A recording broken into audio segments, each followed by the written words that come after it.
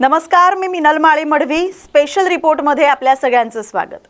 आज आपण एका अशा महामानवाचा प्रवास उलगडणार आहोत ज्यानं केवळ भारताचं भविष्यच लिहिलं नाही तर या देशातील करोडो शोषितांना जगण्याची एक नवी उमेद दिली। एक असा प्रज्ञावंत ज्यानं विषमतेच्या अंधाराला ज्ञानाच्या प्रकाशानं आव्हान दिले। भारतीय संविधानाचे शिल्पकार, थोर अर्थशास्त्रज्ञ आणि समाज सुधारक भारतरत्न डॉक्टर बाबासाहेब आंबेडकर। आजच्या या विशेष रिपोर्टमध्ये आपण पाहणार आहोत त्यांचा खडतर संघर्ष, त्यांचं अफाट ज्ञान आणि त्यांनी आधुनिक भारतासाठी दिलेलं अमूल्य योगदान। या रिपोर्टच्या सुरुवातीला आपण जाऊया 1891च्या त्या काळात। 14 एप्रिल 1891 रोजी महू इथं भीमरावांचा जन्म झाला।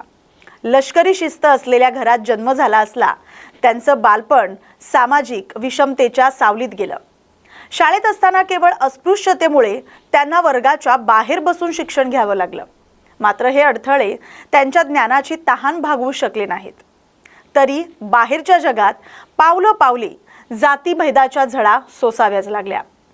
शाळेत वर्गाच्या बाहेर बसून शिक्षण घेताना जो अपमान वाट्याला आला तोच अपमान पुढे एका मोठ्या क्रांतीची ठिणगी बनला।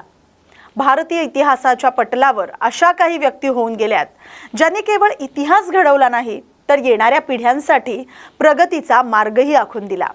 डॉक्टर भीमराव रामजी आंबेडकर हे अशाच नावांपैकी एक अर्थशास्त्रज्ञ, कायदेतज्ञ, समाज सुधारक आणि भारतीय संविधानाचे शिल्पकार म्हणून त्यांची ओळख जगभर आहे। बडोद्याचे सयाजीराव गायकवाड महाराज आणि कोल्हापूरचे राजर्षी शाहू महाराज यांच्या सहकार्यानं त्यांनी परदेशात उच्च शिक्षण पूर्ण केलं। कोलंबिया विद्यापीठ आणि लंडन स्कूल ऑफ इकॉनॉमिक्स मधून त्यांनी अर्थशास्त्र आणि कायद्यात पदव्या संपादन केल्या। The problem of the rupee या त्यांच्या शोध प्रबंधातून पुढे भारतीय रिझर्व्ह बँकेच्या स्थापनेची संकल्पना आकाराला आली।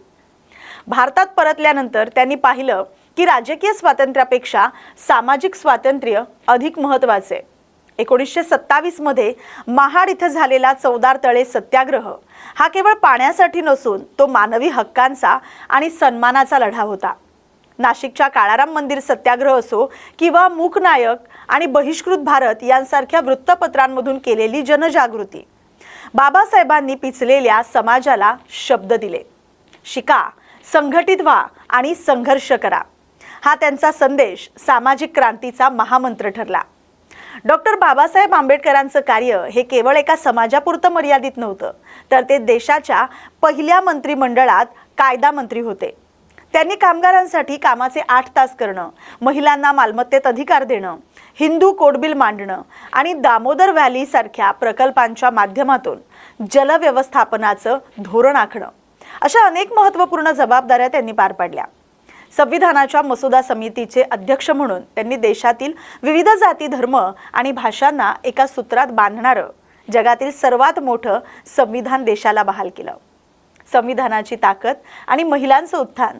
डॉक्टर बाबासाहेब आंबेडकरांनी जेव्हा या देशाच्या संविधानाचं लेखन केलं तेव्हा त्यांच्या डोळ्यासमोर केवळ वर्तमान नव्हता तर येणाऱ्या अनेक पिढ्यांचा भविष्यकाळ होता।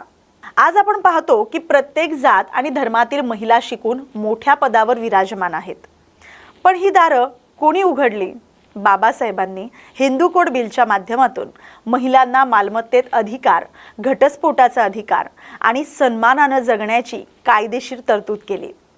त्यांच्या मते एखाद्या समाजाची प्रगती ही त्या समाजातील महिलांनी केलेल्या प्रगतीवरून मोजतो।